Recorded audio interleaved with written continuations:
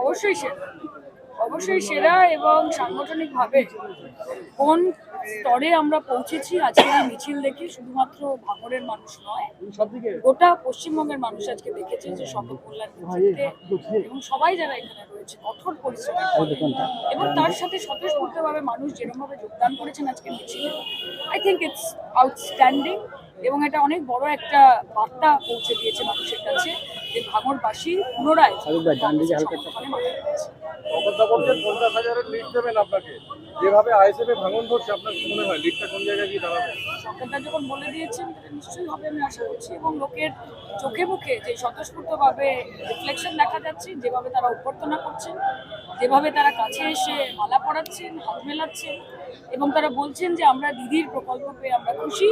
উল্টো দিকে আমাদের যিনি বিধায়ক, আইএসএফ এর বিধায়ক যাকে আমরা নির্বাচিত করেছিলাম, তাকে আমরা আমাদের পাশে পাই। এটা পরিষ্কার যে পুনরায় মমতা বন্দ্যোপাধ্যায়ের উপর আস্থা রাখতে হবে। আপনি বলছেন পার্লামেন্টে গিয়ে কথা বলবো ঘরের মেয়ে হিসাবে, অথচ ভাঙড়ের লোকজনদের সাংসদ ভাগ্য খুব খারাপ, কি বলবেন?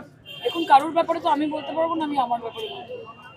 এবং আগের সাংসদ তো কোনোদিন দাবি করেননি যে তিনি ঘরের মেয়ে হতে চান। আমি দাবি যখন করেছি ঘরের মেয়ে হতে চাই, নিশ্চয়ই হয়ে